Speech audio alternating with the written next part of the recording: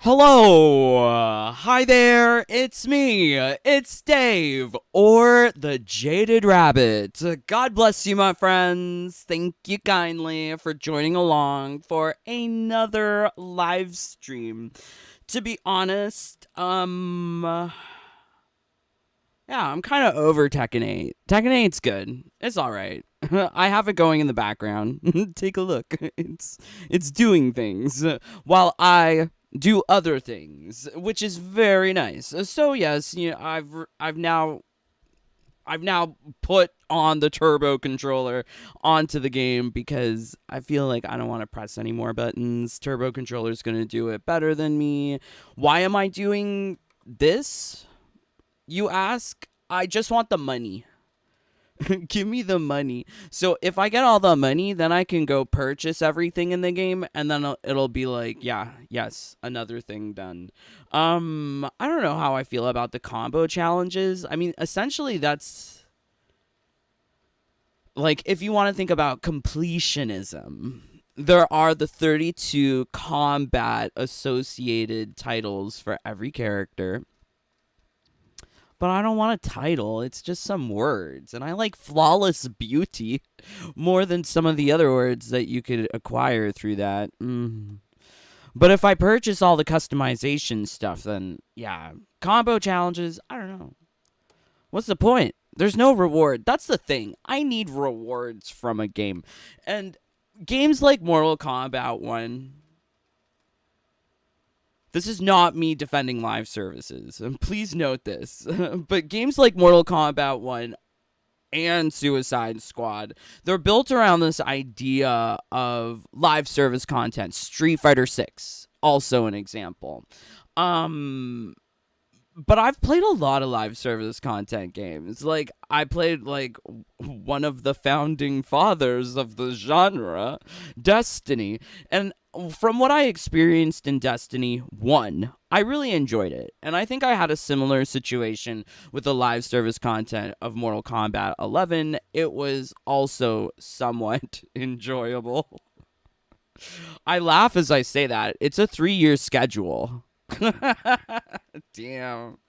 But you know what? I felt like playing every season in Combat League, I was unlocking these cool gameplay things. Of course, if you were playing on PC, you could have just unlocked everything day one when it was introduced in the game, thanks to unlockers. But yeah, I guess playing the game is somewhat as intended and getting the rewards, it felt satisfying.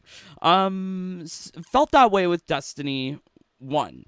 But Mortal Kombat 1, I get no sense of feeling that these live service shenanigans are delivering anything to us besides weekly chores and broken hamster wheel.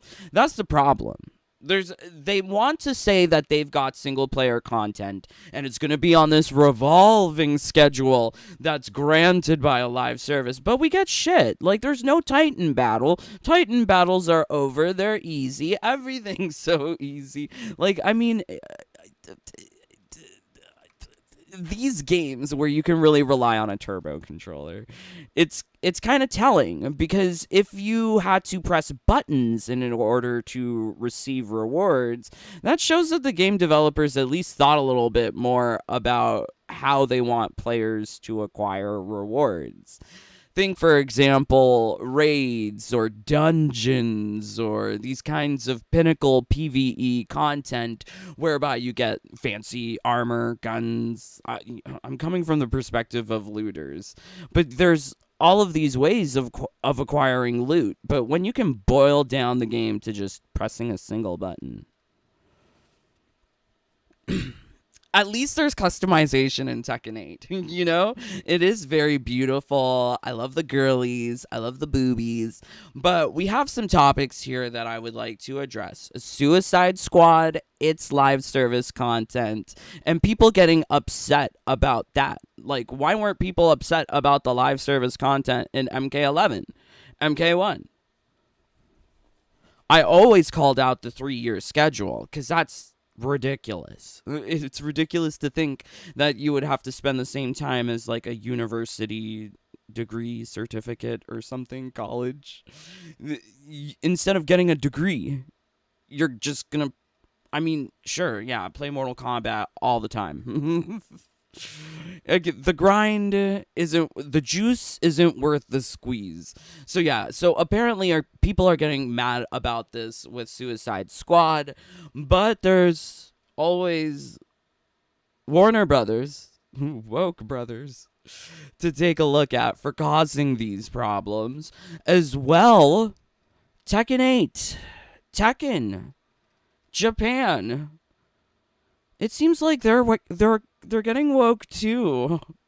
I'm very sad about this because there are some words from Bandai Namco localizers that indicate that they don't like cleavage.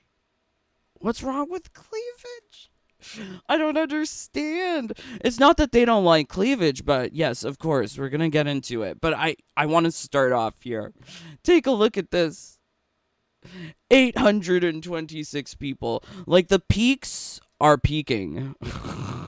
It's interesting to see the valleys and the peaks. So the valleys are valleying. They are very low. Do you see this? Look at that. At the lowest amount, player base. We look at peak player base, but lowest player base, 896 playing the game. I think once that value reaches 0, you can say the game is dead. Like, it's wild because here, just like at the beginning of the month, valleys were at least more than 2,000. So even when you had the least amount of people of players playing on Steam, there was at least 2,000. But now it's just going like really, really low. Isn't that wild? And I mean, like, of course, Tekken is... Oops. What happened there? Okay, so at least Tekken, like, you can see here, doing pretty good within its first couple of days. We're at, like, 31,000. Pretty good number. I mean, Street Fighter regularly pulls in 20,000 during peak. But interesting. I just don't think Tekken has as much general public interest as other games out there. Like, let's be real. Fighting games aren't popular. Games like Fortnite are popular. Games like Roblox are popular. No one cares about fighting games except old people and people who are living out a violent fantasy. Maybe. But yes, here we go. Really interesting to look at these numbers, but Suicide Squad. Do you think it's woke? Do you think Harley's boobs could have been bigger?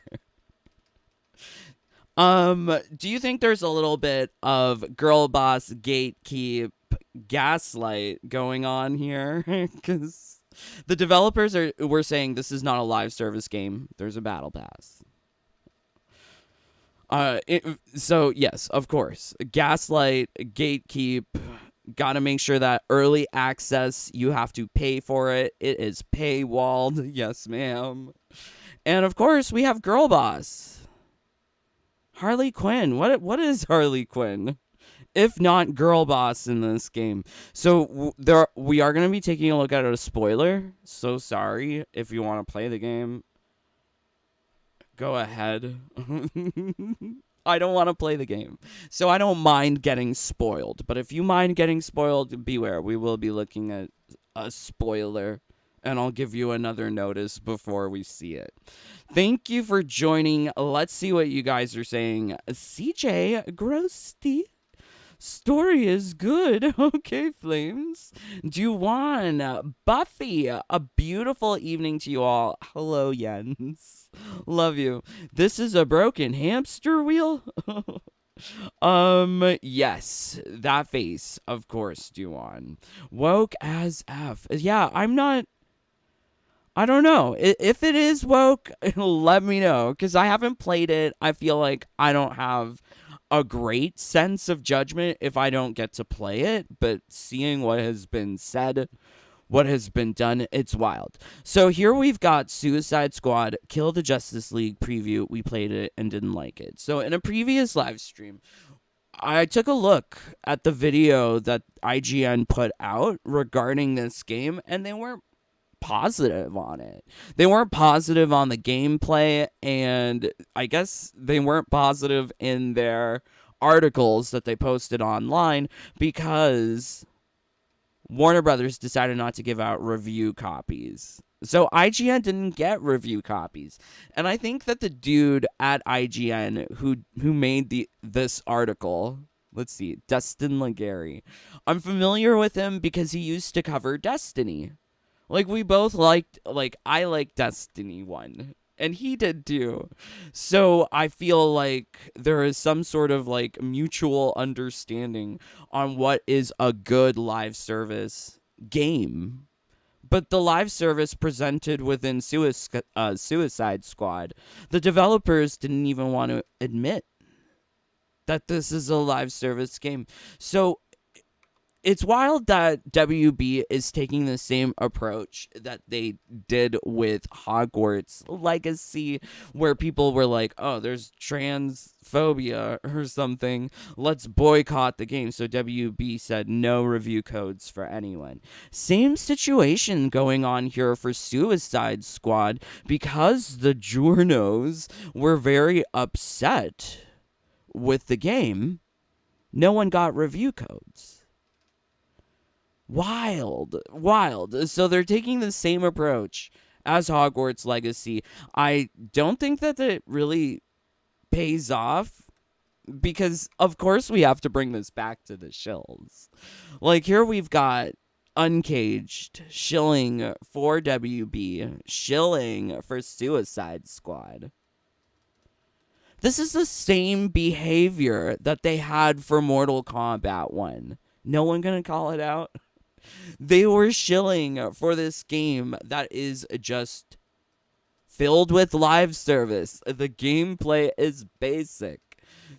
Everyone agrees now on Invasions, but did we not see Invasions for what it was prior to release? A mobile game where people run on linear paths, top down. When I saw that leak, I thought, oh my god, this is not real. But it was real. So it's weird to see that they are shilling, or were shilling, for Suicide Squad. But, I mean, can we not, as a community, see that there should be no delusion about Mortal Kombat 1? It's in the same boat as Suicide Squad. I'm saying Suicide Squad a lot. So here we go. Caboose. He's also been shilling pretty hard for this Suicide Squad game, which is kind of wild. Like, there's nothing to shill for in MK. They've moved on to Suicide Squad. This is, I don't know. I guess people can like what they like. I don't really detect a lot of, genuine, authentic speaking about the game, opinion about the game from Caboose or Uncaged. They seem very bought out by WB, so it's wild that all they got was that, early access event, no early review copy. Recall with MK, they got early review copies. They got early copies everywhere. So this is strange. Really, really strange. So this is an article from Bloomberg. New Suicide Squad video game faces a tough road. So they're really trying to allege here that the games as a service is one of the reasons why this game is just not doing well. Instead of developing a single-player game, they've developed a co-op multiplayer, turned into a games as a live service. It's interesting because the Jornos are definitely taking a stance on Suicide Squad, but why are we, as the fans of Mortal Kombat, left out to dry? Like, who's going to say these things in these mainstream outlets? Because we can't look to our MK content creators. They shill too hard. This is unfortunate because MK is in the same situation. We get games as a live service. We get Combat League. We get Invasions. It's also shit. Shit content to be repeated every season. So they call it out for Suicide Squad, but they don't call it out for us. Which is really, really kind of depressing because it just hammers home the fact that no one cares about fighting games. It's wild, right? No one cares. So, like, and I mean, like, Mortal Kombat is definitely lower on that list out of other fighting games. Oh, no. So, it won't be what many Arkham fans wanted from Rocksteady. Suicide Squad is an online live service game with cosmetic microtransactions and a stream of content that will continue as Warner Brothers attempts to chase the Grand Theft Auto 5 and Fortnite Dragons. Isn't that what... Can't you just replace that with NRS and Mortal Kombat? Same sentence applies. These games as a service, which are monetized long after release, are so appealing to executives that Warner Brothers Discovery David Zaslav recently said all of their big games will follow suit moving forward. Like, I don't know why they act like that's news. Because, like, I've been calling it out since they had that phone call, which is unfortunate because Ultimately, we want to drive engagement and monetization of longer cycles at higher levels. We have put specific capabilities. We are currently under scale and see significant opportunity to generate greater post-purchase revenue. This is true for all WB billion-dollar franchises. They don't care about the content. They care about DEI, corporate politics, as well as having a live service, having multiple platforms, free-to-play extensions. Here we go. Right here.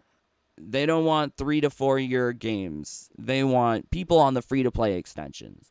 I think that's another thing that we're not really, like, it's not really being talked about in these articles from these people, is that there is definitely psychological conditioning happening with players because they're trying to groom us away from console games and onto multi-platforms. Free-to-play extensions. These are the words of David Zaslav. Right? I I wish they would, have the quote.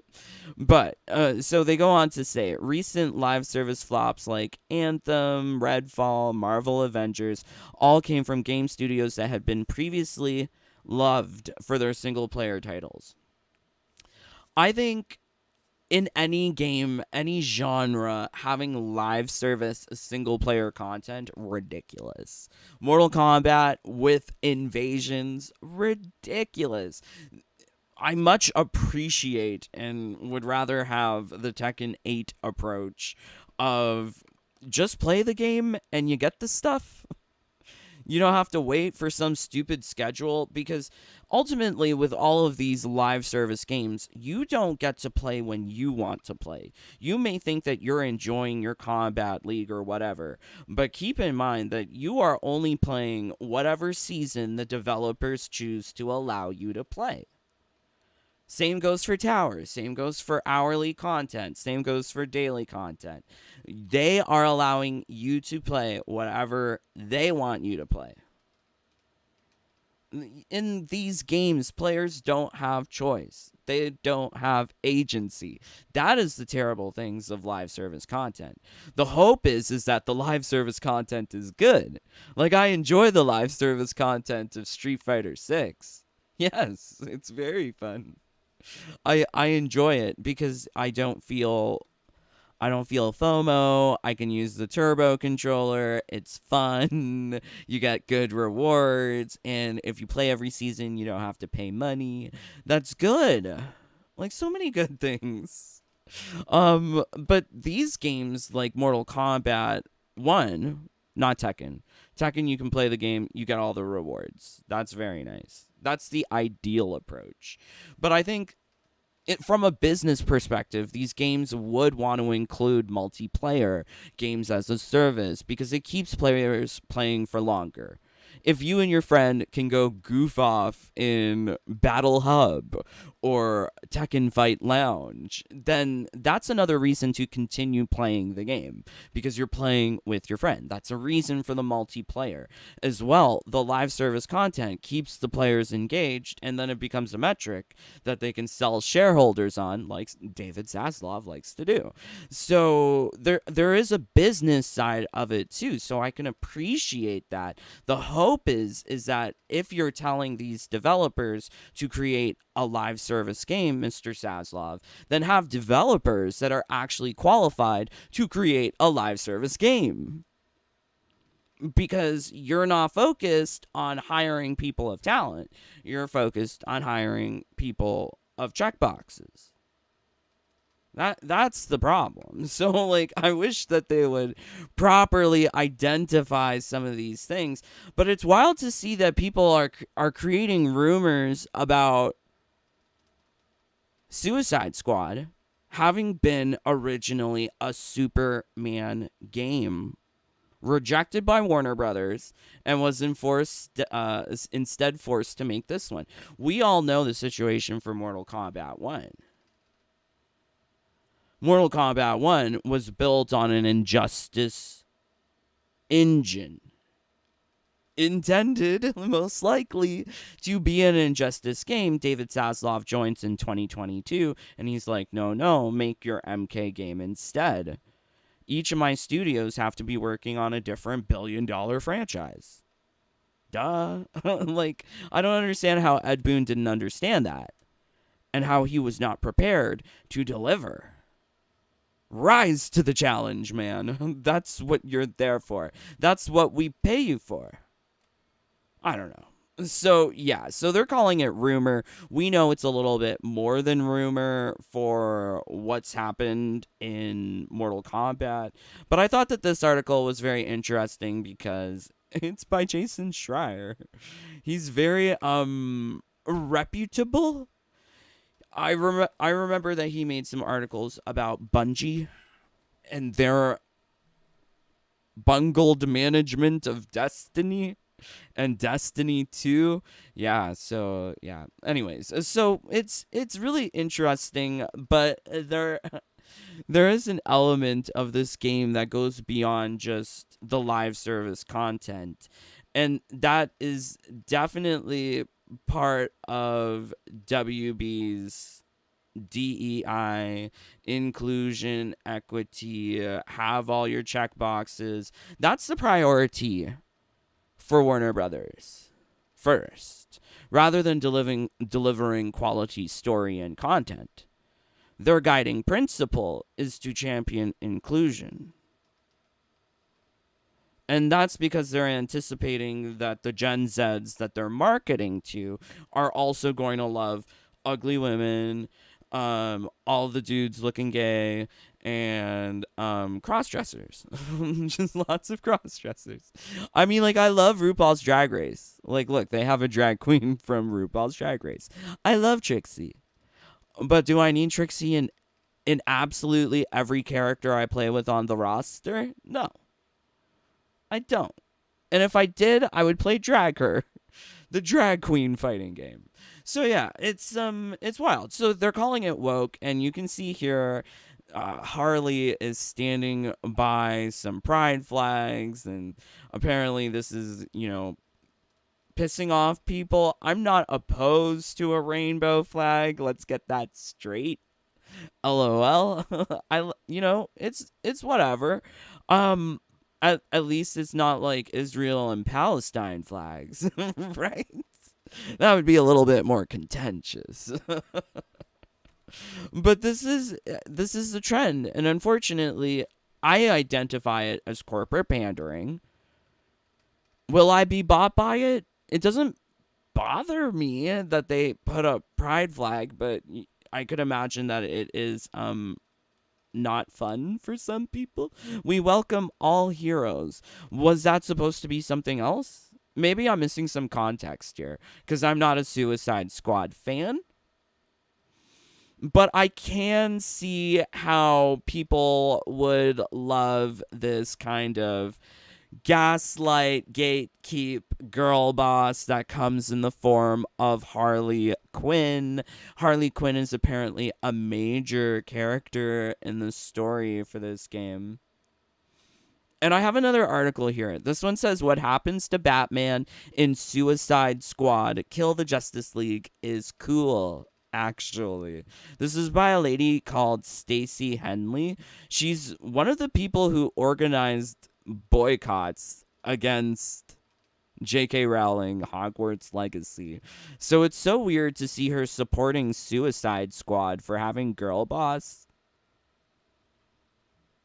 but then also spearheading this boycott against the same company. Like, some of these people don't see the root. Right? Like, the root is WB. If you don't like what one part of WB is doing, and then you're shilling for the other part, it just doesn't make sense to me. But okay, here's the part with the spoiler. This is what Harley Quinn does. So if you don't want to see major spoiler, then okay. Anyways, so this comes from the very end of the story mode, and apparently this is pissing a lot of people off, because basically Harley Quinn shoots Batman.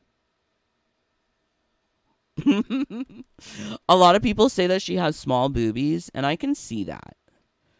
And I think, like, you know, maybe she could be more cuter. She's all right. I mean, she's not as bad as Mania. But I haven't played the game. I don't know. I haven't spent hours with the character, so yeah. But Mania still bothers me. But yeah, I can, you know, I don't really like DC. I'll be honest. I don't care for DC. Flying around Gotham, punching bad guys, clean up the streets, causing long-term mental and emotional damage to everyone you knew. It's our turn now. After all we've been through. Oh. I think I've seen him in Treasure Island Media. I think I've seen some Treasure Island Media videos with this guy. Bet you didn't think it'd be me at the end, huh, Bets? Are we done with your bad stand-up routine? Almost. But you always gotta end on your best joke.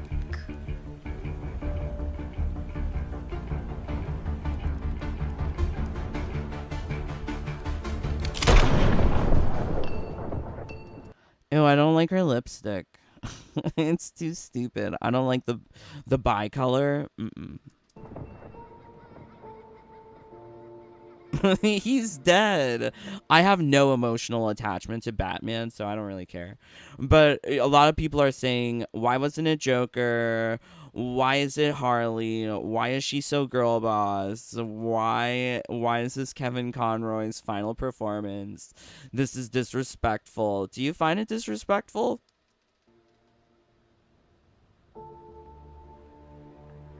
I mean, of course it's disrespectful. She just shot the guy. Totally disrespectful. And the dude in real life just died. I guess that's in poor taste. But if that's what Kevin Conroy wanted before he died, well, respect his final wishes, I guess. I don't know. But I have no idea. I don't like this game. Time for us bad guys to save the world.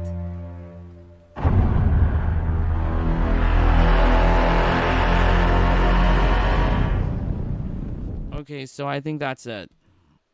Good. Good, great.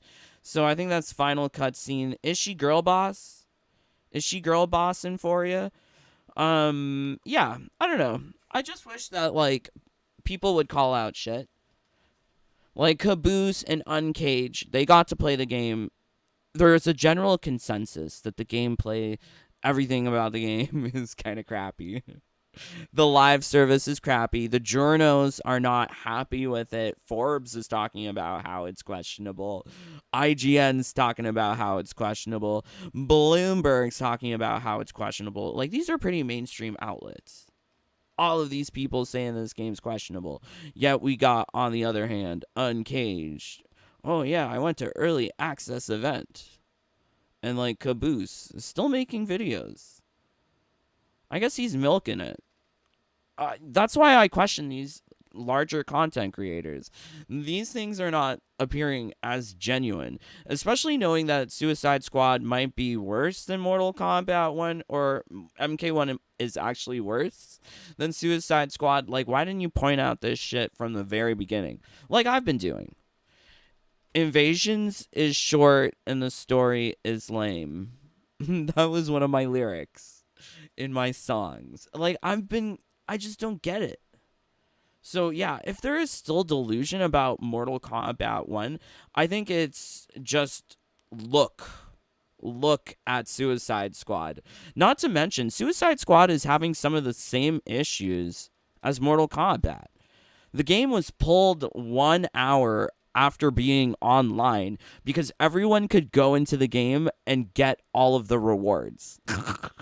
Does that sound familiar? Like, this is what happened with Mortal Kombat Season 3. I just went into the various mesas and I picked up all of the items. Do you see that? Look, it's the same glitch. So it makes me think, like, maybe some of these issues are being spread by WB Games. I don't think of Rocksteady and NRS as independent studios. They are owned by WB. They are basically WB Chicago, WB London. That's the sad thing about these companies. They're trying to live up to the corporate standards, and they have no experience or talent with creating good live service games. That's a shame. And as a result, these games and these franchises are suffering. Anyways, let's see what you guys are saying. Thank you for joining. What do you think about Suicide Squad? Very interesting. Also, we have Tekken to look at, because apparently there is censorship. Yeah, I'm kind of sad that the only bikini in the game is Asuzena. Juwan, is Harley any more girl boss than Peter Quill? I don't know who that is. Buffy, I was gonna get it, but the IGN video made me change my mind. Oh no.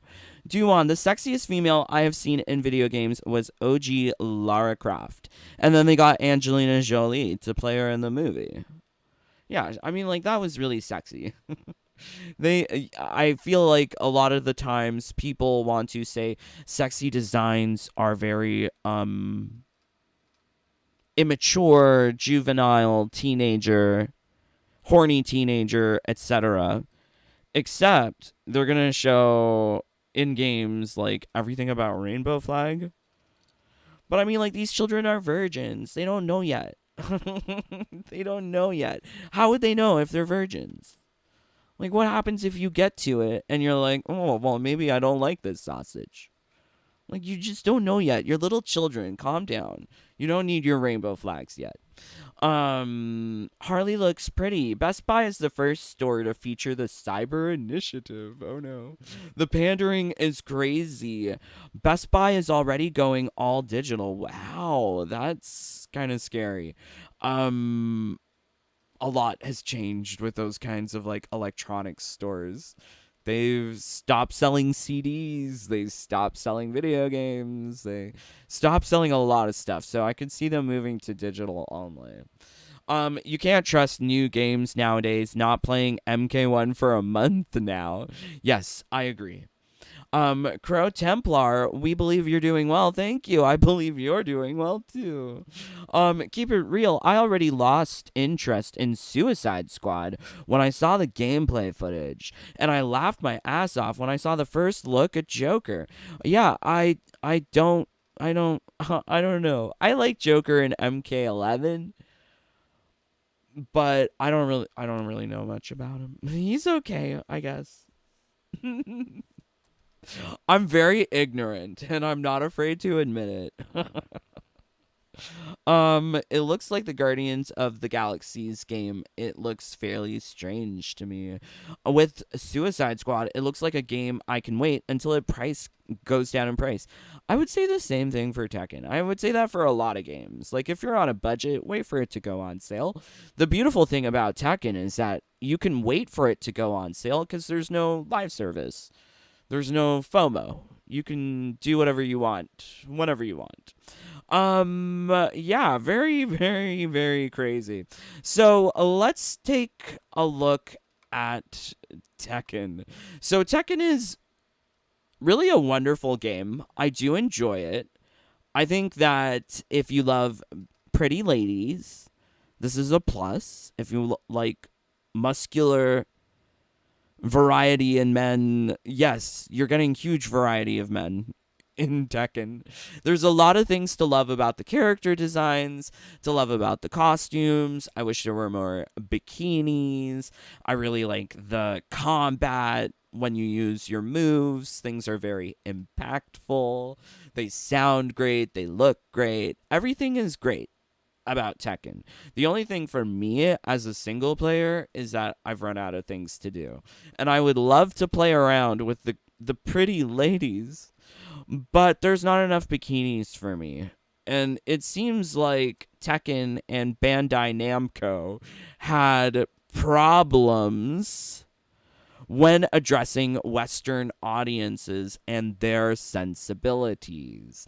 So there was a recent article that was done by Japan Times. From Japan to the World, How to Translate a Game. This is one of Japan's only English news outlet.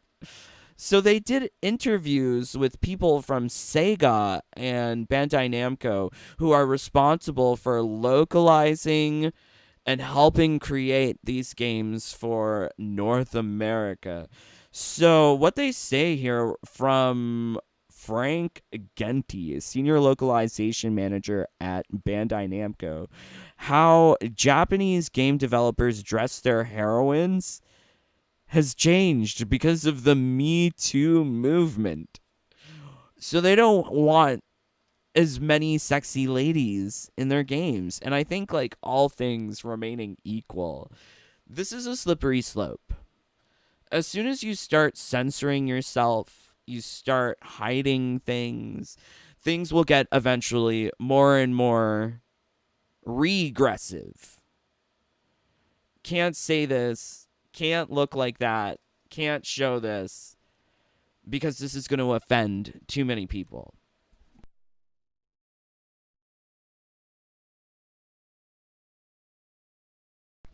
So he doesn't speak specifically to which game he's referring to, but he says, we tell them that the cleavage is a bit too exposed or the skirt is a bit too short, he adds.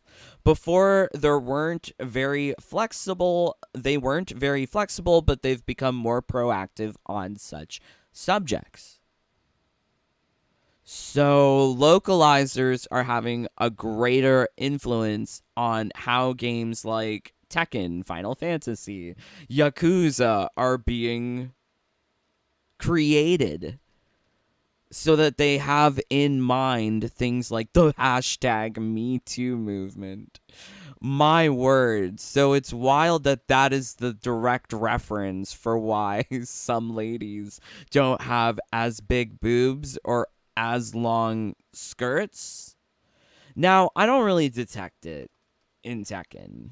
I do see here that there are revealing costumes. Look, there's Asuzena in a bikini, but I do notice that maybe her boobies aren't as big as they would have been maybe in 10 years ago.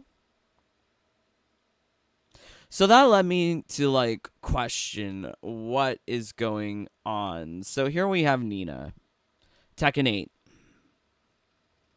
She's looking cute, right? I mean, I like the cute design. This is for sure cute. But are the tatas bigger in Tekken 7? Is this a case of where women are being reduced and covered up to satisfy Americans? Let's be real. This is who they're trying to satisfy. But it's kind of sad that we will, in the future, not receive games that are true to culture. These games will be censored and changed around to fit other corporate politics, ideology that are more prevalent in Western businesses. Wild.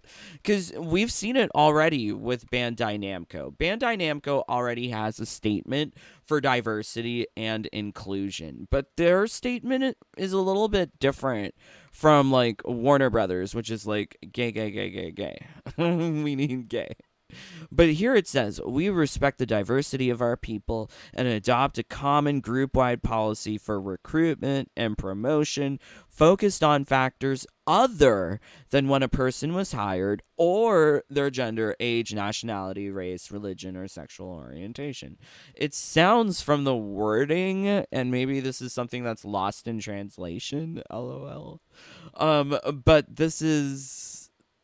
It seems like they're focusing on talent, factors other than these checkboxes that other companies would use to hire.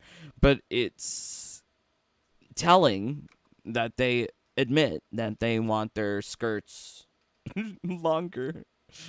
I think another example here of like how this could be applied is Nina.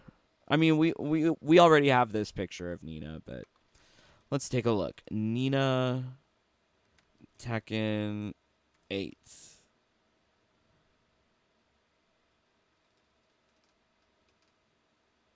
Okay, here we go. We should have done a fashion police. Oh my god, it's so small. Not that I'm a size queen. Yes, it matters. Sometimes. Damn it.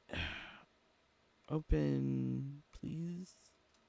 Oh, there we go. It's big. Okay, so with like that article quote in mind, is this maybe too much or too less? Do you think that Tekken 8 was impacted by that Franck Genty character from Bandai Namco? Maybe it was more revealing. I think for sure the fact that they have a jacket on top of the dress, they're trying to cover her up. Clearly, there's a jacket on top of the dress.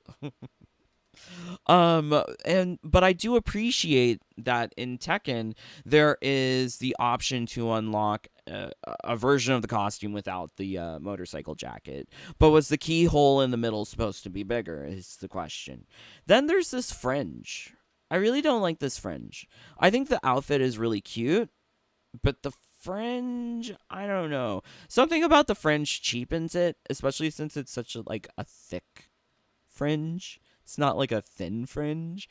So was the skirt too short? And they just needed to add length, so they added some stupid fringe or something.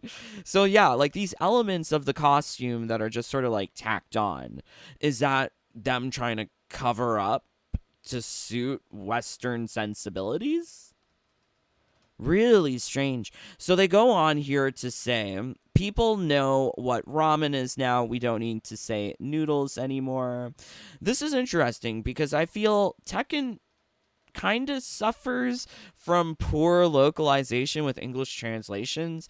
They don't properly translate things one-to-one as they're being said in other languages.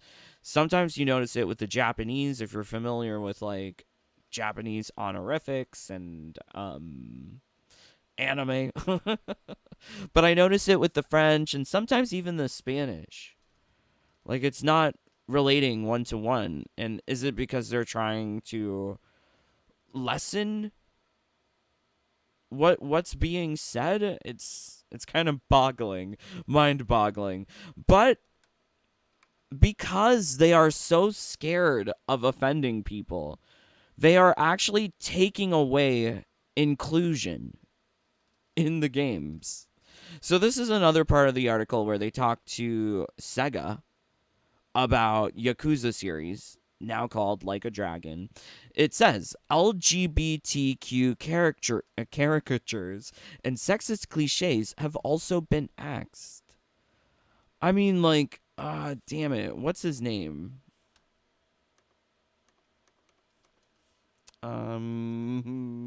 Yakuza Majima.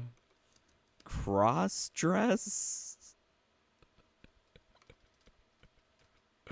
So this is like one of like, I guess like anti-hero villain of Yakuza series, and in one of the Yakuza games, when you're going out on dates as Kiryu with the different like love girls, you can run across cross-dressing Majima.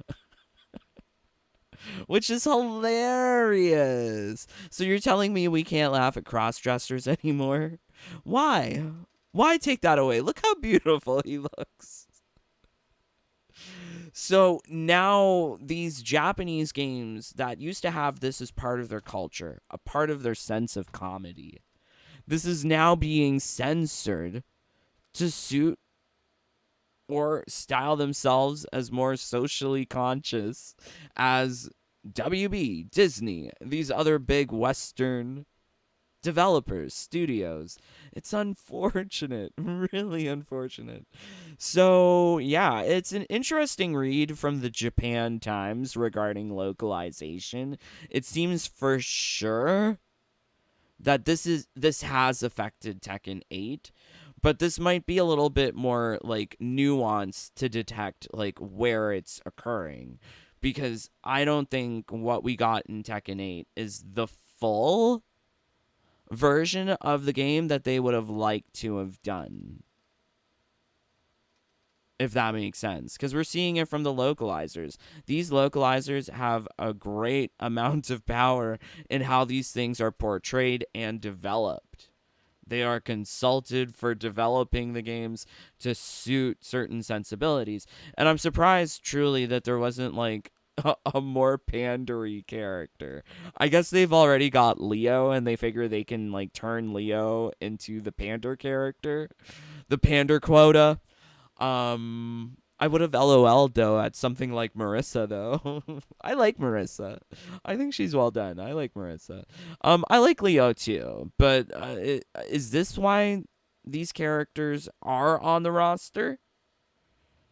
Because they're trying to pander? They're trying to bend to Western will? Really, really strange. So, this is an example of how localizers have really changed around not Tekken but anime, and there is like I guess a counter revolution, a counter push to this kind of woke ideology that's being put into English translations, English dubs. Things that are being said by these anime characters in these shows are not what they originally said in Japanese. So this is an example from something called Dragon Maid, where they complain about the patriarchy, because of course, why not? Hey. Oh, hi. Okay, see, this is what I'm talking about. You know, in Japanese culture, they've got really big boobies. So was Asuzena supposed to have huge knockers? Why is there not a knocker slider? Because you can do that in Street Fighter. You could also do it in other RPGs like Xenoblade Chronicles X. There was like a booby slider. But yeah, like, is that like... Anyways, is that what it's supposed to be like? Is that what we're missing out on in Tekken? What are you doing here, Lukua? To see you and bring these. Want some snacks? Duh, thank you. What are you wearing that for? Oh, those pesky patriarchal societal demands were getting on my nerves. So I changed clothes. Those pesky patriarchal demands were getting on my nerves, so I changed clothes. Guaranteed that's not what was said in Japanese. But how does that even fit? Because, like, I mean, yeah, how does it fit? Because that outfit was very tight. But how does that even fit? Because, she's wearing something so, like, revealing. So isn't she wearing it to appease the patriarchy and get what she can? Using the assets? It's just kind of paradoxical at this point. But yeah, very, very strange that translations and things in Tekken are altered. And was that done on purpose? I think you can also argue that there is a very, like, woke element of Tekken 8 with the fact that you can have whatever your character wants to be in avatars. I don't really like avatar customization here. Feels like a lot of the things that you can create are ugly and not a lot of pretty. Yeah, not a huge fan of avatar customization, but rather than calling it male stance or female stance, they now call it type A stance and type B stance. Type B has your little toes pointed together. So yeah, they are trying to definitely appease a certain kind of audience by pandering to them with this kind of nomenclature of rather man and woman, type A and type B. And everything's unisex. There's a lot of unisex items in the game. Yeah. It's interesting. Like, everyone can have unisex face makeup, unisex lip makeup, but there's not enough color selection. It's just kind of strange. Yeah, I mean, like, I think, like, it's not gone completely woke, because here we still have bikini, and I hope and I pray that there's going to be, like, fundoshis. That would be so cool. I heard that this is a thing. So I'm waiting for, like, swimsuit DLC, fundoshi DLC. But this is another reason why maybe this game would be better bought when on sale or with a collected edition when all of the DLC comes out. I do recommend that for Mortal Kombat as well, but you might want to wait till all of the DLC, not just the first year's stuff, is out, because the game is going to take, like, 2 or 3 years to complete. I think that they're going to still need to be cooking the game for like 2 or 3 years if they actually intend to fix it. Okay, so, wow. Crazy, crazy, crazy. Do you think Tekken 8's woke? It's got some elements of woke shenanigans, but I have to appreciate it for what it is, which is a full, complete product with some cuteness and sexiness. Look at Asuzena. She cute. Okay, Type A, Type B's is a gold standard these days, like in every AAA game, even Japanese. Oh no. Okay, I wonder if Capcom has something special in Marissa. Maybe. I like Marissa. I actually really like this Nina design. I know. I think it's... I like Nina's design too. Like, I like Asuzena as well, but I just can't help but ask questions. I'm always asking questions, because, like, why is there this fringe? Why does the default have the jacket? Would it look cuter without the jacket? And I'm glad that they give us the option without the jacket. But I mean, like, why are these design decisions made? And we do get some answer from that Japan Times. Yeah. Very intriguing. Tekken 8 is the first Tekken to not include Nina Williams' catsuit that has been in every entry previously. Curious. Dunkel, the localizers, trying to push propaganda. Yes, they are. One of GTA's characters is a cross-dresser, Trevor. Lol, he's fun. I played GTA 5. Yes, I recall Trevor. Of course, it's too much. A boob window? How could they allow this? Crazy. LOL. Yeah, I don't know if the original design was supposed to be bigger. I'm asking all sorts of questions. Yakuza 5, you play as Haruka, and she's trying to become a J-pop star whose mentor is a transgender, I remember. Okay, I don't know. Do-on, Dave should debate. Oh my lord. I don't think so. I don't think she would like that. Mystery Seed, hello, hello. Yes, hello, my friends. Yes, please, thank you for joining along. Leave a like. There's 29 of you here. Can we get 29 likes? That would really help. Or get out, because stream is over. But much love to my Jaded Bunny fam. They keep me alive. I would not be here on this YouTube were it not for the kind support of my brothers and sisters. When you join, you get access to my glitches, my exploits, my #1 strats, family only PvP, all sorts of things. Birthday sing song.